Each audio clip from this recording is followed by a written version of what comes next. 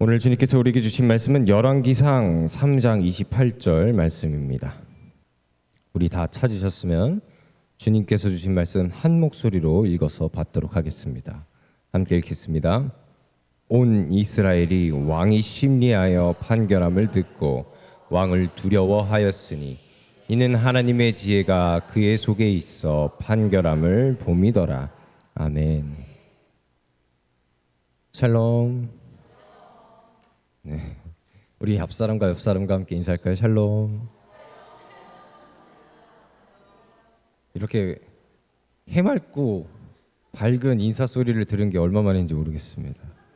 오늘 오신 여러분들 주님의 이름으로 환영하고 축복합니다.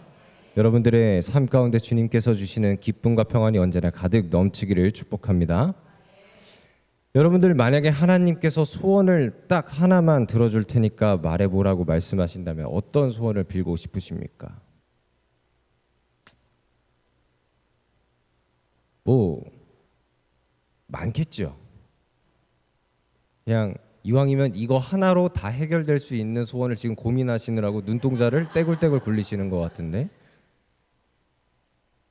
지금의 생활에 반전을 줄 수 있는 천만금을 빌 수도 있을 수도 있고, 또 무병장수할 수 있는 건강을 빌 수도 있고, 중고청년부에서 이와 똑같은 질문으로 속회 때 나눔을 했었는데요. 누군가는 로또 1등에 당첨시켜달라고 하고, 또 억만장자를 생각하기도 하고, 또 누군가는 건강을 생각하기도 하고, 또 누군가는 신앙심 혹은 구원의 확신, 이런 다양한 소원들이 나오더라고요. 각자의 소원을 다 말하고 난 뒤에 한 가지 질문을 더 던져봤습니다. 그럼 너희들이 지금 말한 그 소원이 과연 하나님께서 기뻐하시는 소원일까? 하나같이 다 아니라 그래요. 왜 아니라 그럴까요? 저희가 막 말한 것 중에서 적어도 신앙심이나 뭐 구원의 확신이나 이런 건 하나님께서 그래도 기뻐하실 만한 거 아닌가, 신앙에 관련된 건데 생각할 수 있잖아요. 근데 그 친구들이 스스로 이야기를 하기를 나 자신만을 위한 거기 때문에 하나님께서 기뻐하시지 않을 것 같다, 그렇게 이야기를 하더라고요. 여러분들은 어떠십니까? 여러분들 그 눈동자를 굴리면서 고민했었던 그 소원 하나를 하나님께 아른다면 하나님께서 기뻐하실까요? 우리 새벽 예배 때 전도사님께서 이야기하셨던 것처럼 아버지가 하나님께서 과연 기뻐하실까 물어본다면 기뻐하시는 그 뜻이라고 할 수 있을까요? 아유, 감사합니다. 어떤 소원인지 몰라도 김상배 권사님 소원은 하나님께서 들어주실 거예요. 확신이 있으시니까. 우리가 잘 알다시피 오늘 말씀에서 등장하는 인물인 솔로몬은 지혜의 왕이라고 평가될 정도로 지혜로운 왕으로서 우리에게 잘 알려져 있죠. 특별히 오늘 본문 말씀이 포함된 이 말씀은요, 우리가 신앙생활의 연수가 오래되지 않았어도 다 알 수 있는 그 솔로몬의 가장 유명한 판결에 관한 내용이 담겨져 있는 말씀입니다. 아동부 예배 시간에도 저희가 지금 같은 그 성경 그 본문으로 전 세대가 유치부, 아동부, 중고청년부가 매주 같은 내용으로 이렇게 하고 있는데, 아동부 예배 때 솔로몬의 이 판결 내용을 아느냐고 물었더니 교회에 한 번도 다녀보지 않았었던 친구가 이 내용을 다 알고 있더라고요. 그만큼 이 내용은 사실 교회에 다니지 않는 사람들도 한 번쯤은 들어봤을 법한 그런 예화라는 거죠. 솔로몬이 이렇게 이 재판을 통하여서 지혜의 왕이라고 칭함을 얻게 되었는데, 솔로몬이 이렇게 평가받을 수 있었던 것은 그가 실제로 똑똑했기 때문이 아니라 하나님께서 그에게 지혜를 주셨기 때문이었습니다. 우리 함께 열왕기상 3장 9절로 12절 말씀 우리 함께 천천히 읽어보겠습니다. 함께 읽겠습니다. 누가 주의 이 많은 백성을 재판할 수 있사오리까?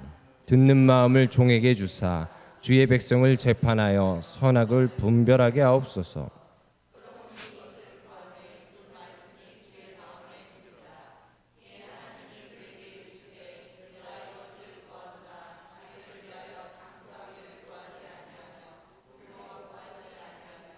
자기 원수의 생명을 멸하기도 구하지 아니하고 오직 송사를 듣고 분별하는 지혜를 구하였으니 내가 내 말대로 하여 내게 지혜롭고 총명한 마음을 주노니 내 앞에도 너와 같은 자가 없었거니와 내 뒤에도 너와 같은 자가 일어남이 없으리라. 아멘. 왕위에 올랐었던 솔로몬은 하나님께 1,000번제를 올려드리고 이 행위로 말미암아 하나님께서는 솔로몬에게 원하는 것을 말하면 들어주겠다 말씀하시죠. 약속하십니다.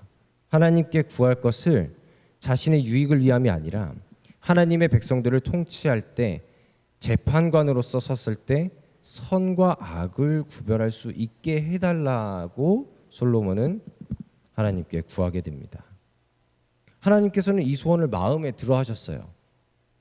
말씀에서도 실제로 하나님께서는 이 소원이 하나님의 마음에 든지라 라고 말씀을 하고 있죠. 왜 하나님의 마음에 들었을까요? 그 뒤에 설명하잖아요. 자기 자신의 유익을 위해서가 아니라 백성들을 잘 통치하기 위한 소원이었으니까요. 그래서 하나님께서는 마치 우리나라 전래동화의 금도끼 은도끼처럼 하나님께서 솔로몬에게 내가 너에게 그 지혜를 줄 것이고 세상에 그 누구도 누리지 못할 부와 장수함을 너에게 줄 것이다. 부강함을 너에게 줄 것이다. 더하시는 축복으로 솔로몬을 축복하여 주십니다. 그리고 시간이 흘러서 솔로몬의 제위 시절에 하나님께서 주신 지혜로 판결한 대표적인 사건이 바로 오늘 우리가 읽은 본문의 말씀입니다. 근데 이 본문 말씀을 자세히 한번 들여다보면요, 이 배경이 조금 그래요.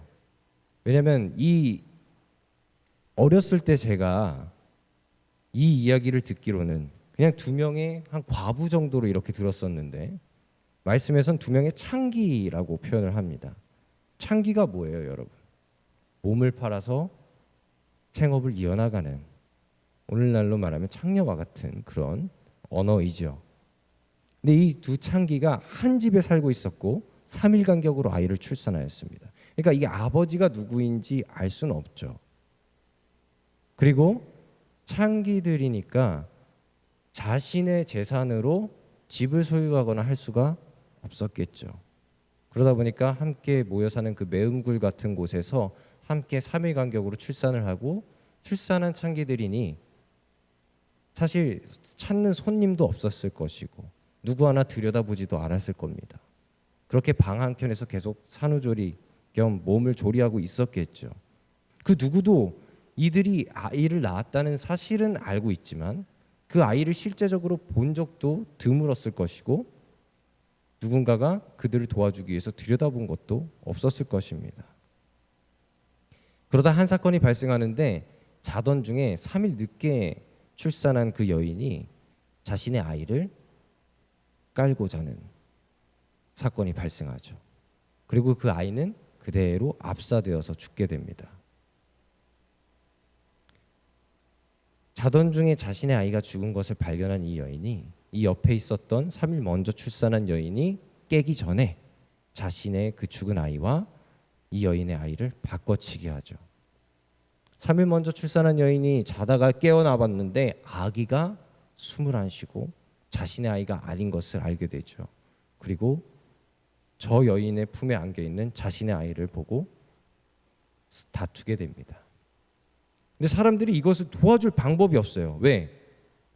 이 3일 뒤에 출산한 여인이 철 면피를 두른 것처럼 아주 뻔뻔하게 이 아이는 내 아이야 라고 강력하게 주장했거든요. 그러니까 목소리 큰 사람이 이기는 것처럼 이 사람이 더 억울한 듯이 연기를 하고 주장을 하니까 사람들은 이게 진짜 누구의 아이인지 알 수가 없는 거예요. 자기들은 본 적이 없으니까. 그러다 보니까 이 사건이 결국 왕 앞에까지 나아가게 되는 것입니다.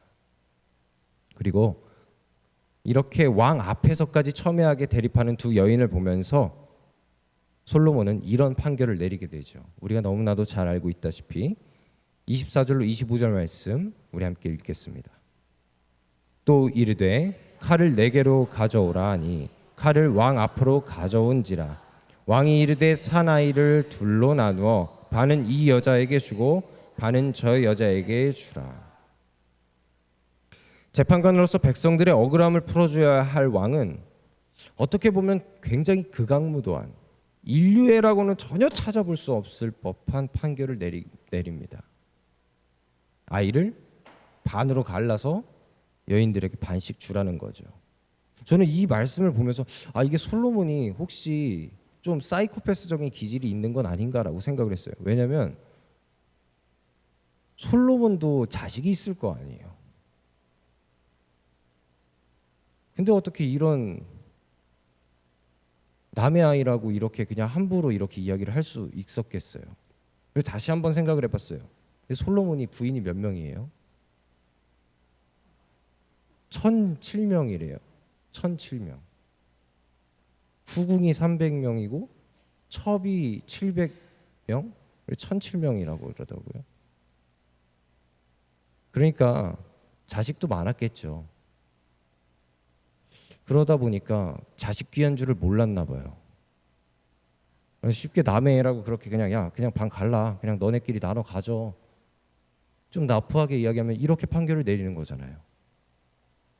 솔직히 이 말을 듣는 부모의 심정이 어떨까요? 아무리 왕이라도 이건 선을 넘은 거죠. 그런데 그 시대 때는 왕의 권력이 워낙에 크니까 감히 대거리는 하지 못하고 그 여인이 아이를 제발 둘로 가르지 말아 주세요라고 애걸복걸합니다. 그리고 이 아이의 목숨만은 거두지 마시고 정녕 그렇다면 차라리 저 여인에게 주십시오. 그리고 그 3일 뒤에 출산한 그 바꿔치기한 여인은 이 아이를 당장 반으로 갈라서 내 것도 제 것도 되지 못하게 하여 주십시오라고 이야기를 합니다. 그 말을 듣고 솔로몬은 아이의 목숨을 살려달라고 한 여인이 이 아이의 친모다라는 것을 밝히고 이 여인에게 아이를 돌려주죠. 이 일이 만방에 알려지게 되면서 이스라엘 백성뿐만 아니라 주변의 나라들에게도 알려지면서 사람들은 솔로몬을 두려워합니다. 굉장히 희한한 반응이죠. 두려워해요. 왜 두려워했을까요? 그게 바로 오늘 본문 말씀에서 나오고 있습니다. 우리 본문 말씀 한 번 더 읽어볼까요? 죄송합니다. 저기 아니에요. 온 이스라엘이 왕이 심리하여 판결함을 듣고 왕을 두려워하였으니 이는 하나님의 지혜가 그의 속에 있어 판결함을 봄이더라. 아멘. 당시 사람들로서는 정말 놀라울 만한 판결이죠. 모성애를 이용해서 친모를 찾아주는 그러한 판결이었으니까요. 지금이야 유전자 검사도 할 수 있고 하지만 이 당시엔 그런 것도 없었고, 또 이 여인들의 배경을 보면 창기였었던 두 여인이 임신해서 아이를 낳았었다라는 것은 아이를 낳는 것을 본 사람도 없고 아버지가 누군지도 모르고 낳았다는 사실을 아는 사람도 별로 없었을 것이기 때문에 그 아이들이 어떻게 생겼는지를 증언해 줄 수 있는 사람조차도 없었을 것이라는 거죠. 그렇기 때문에 목소리가 더 큰 사람이 이길 수도 있는 상황이었던 거예요. 그러나 솔로몬은 끝내 이 어려운 난제를 해결하죠. 그렇기 때문에 사람들은 범인들과는 다른 하나님의 지혜가 솔로몬에게 있다라는 것을 보게 되는 순간이었고, 이 사건으로 인하여서 솔로몬에게 있는 하나님의 지혜가 자랑이 되는 사건이 될 수 있었던 것이죠. 여러분, 이 솔로몬의 유명한 일화를 보면서 어떤 생각을 하십니까? 역시 하나님의 지혜는 놀랍다. 하나님의 지혜는 크고 놀랍다라는 생각을 하실 수 있죠. 우리는 하나님께서 허락하여 주신 지혜로 백성들을 원통한 일이 없게 잘 통치한 솔로몬 왕의 통치를 보게 됩니다. 그래서 실제로 솔로몬이 하나님의 지혜를 받은 왕이구나라는 것을 확실히 보여주는 사건이라고 여기죠. 그러나 저는 솔로몬이라고 하는 왕의 전체적인 삶을 봤을 때 이 마지막 때를 바라볼 때면 하나님께서 솔로몬에게 지혜의 축복을 허락하여 주셔서 재위 당시에는 잘 통치했을지는 몰라도 지혜만을 의지했었던 솔로몬의 최후는 역설적이게도 지혜롭지 못했다라는 것을 보게 됩니다. 왜냐하면 그는 지혜를 그에게 주신 하나님을 끝까지 따르지 못했기 때문입니다. 열왕기상 11장 6절 말씀에서 이렇게 이야기합니다. 함께 읽겠습니다. 솔로몬이 여호와의 눈앞에서 악을 행하여 그의 아버지 다윗의 여호와를 온전히 따름같이 따르지 아니하고, 또 이어서 11장 9절에서는 이렇게 이야기합니다. 솔로몬이 마음을 돌려 이스라엘의 하나님 여호와를 떠남으로 여호와께서 그에게 진노하시니라. 여호와께서 일찍이 그에게 나타나시고, 하나님께서 주신 지혜로 지혜의 왕이라고 칭찬받고 평가받았었던 솔로몬은 자신에게 지혜를 내려주신 하나님을 저버리는, 하나님을 버리고 자신의 그 수많은 부인들이 데리고 온 우상인 아스다롯과 밀곰 등을 따르는 우상 숭배의 죄를 범하게 됩니다. 하나님께 지혜를 받은 솔로몬이 하나님을 믿는 믿음으로 이스라엘을 다스린 것이 아니라 하나님께서 주신 지혜를 자신의 지혜인 것처럼 생각하여서 1000명이나 되는 후군과 첩을 맞아들이면서 외교를 통하여서 나라의 안녕을 보전하고자 했었던 솔로몬의 어리석음이 드러나게 되는 것이었습니다. 솔로몬은 하나님께서 주신 지혜로 지혜서라고 불리우는 잠언까지도 기록을 한 사람이에요. 세상 모든 일에 대한 그 해법 같은 그 지혜를 알려주는 잠언서. 그 잠언서에서는요, 솔로몬은 지혜의 근본이 하나님께로부터 나온다는 것을 자기의 입으로 증거합니다. 잠언서 9장 10절 말씀 우리 함께 읽겠습니다. 여호와를 경외하는 것이 지혜의 근본이요 거룩하신 자를 아는 것이 명철이니라. 솔로몬은 알고 있었어요. 지혜의 근본이 하나님이라는 것을. 하나님을 믿고 하나님을 경외, 하나님을 두려워하는 것이, 하나님을 두려워하고 두려워하지만 그 두려운 존재인 하나님과 함께하는 것이 바로 지혜의 근본이라는 사실을 알고 있었어요. 이 경외라는 것이요, 두려움인데 우리가 겁을 내어서 두려워하는 대상에게는 우리가 멀어지려고 하죠. 그런데 경외라는 것은요, 두려워하지만 오히려 그 존재에 엎드려지는 것을 경외라고 그래요. 솔로몬은 자신에게 온 이 지혜의 근원이 하나님을 경외함으로부터 온다는 사실을 알고 있었어요. 그러나 그는 본인의 미래는 알지 못한 채로 이 말을 뒤에다가 덧붙임을 볼 수 있습니다. 잠언서 9장 12절 말씀에서는 이렇게 이야기합니다. 내가 만일 지혜로우면 그 지혜가 내가 유익할 것이나 내가 만일 거만하면 너 홀로 해를 당하리라.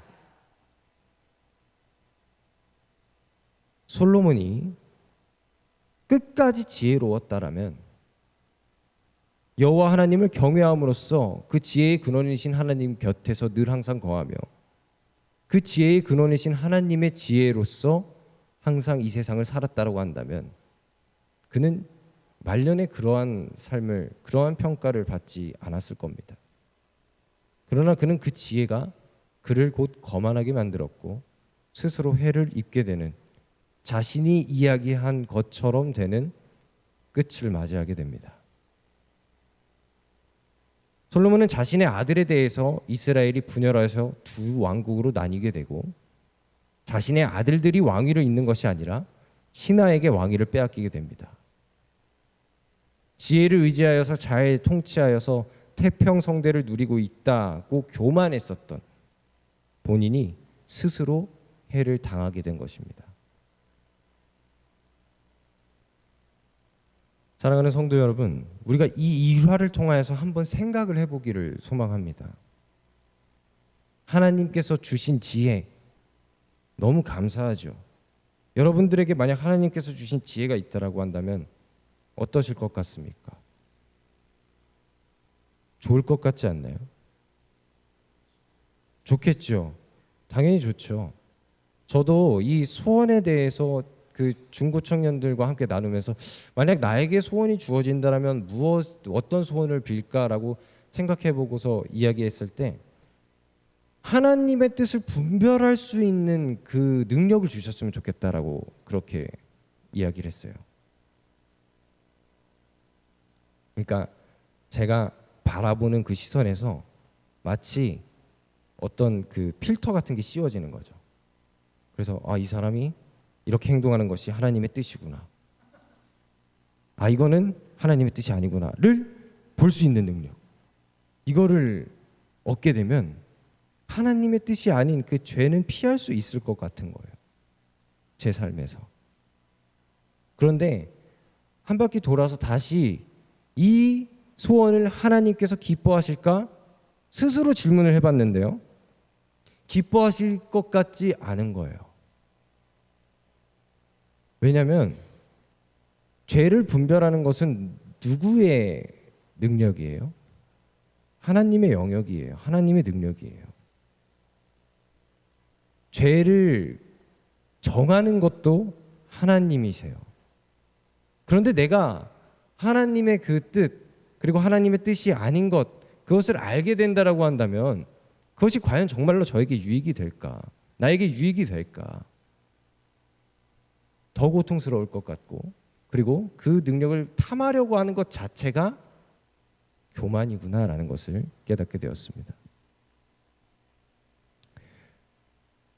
만약 우리가 하나님께서 소원이 무엇이냐라고 물어보시고 우리에게 그 소원을 구할 기회가 주어진다라고 한다면 우리 사랑하는 성도 여러분들은 진정으로 하나님께서 기뻐하실 대답으로 하나님께 영광 돌리는 주님의 자녀들이 다 되시기를 축복합니다. 하나님께서 진정으로 기뻐하실 대답이 무엇일까요?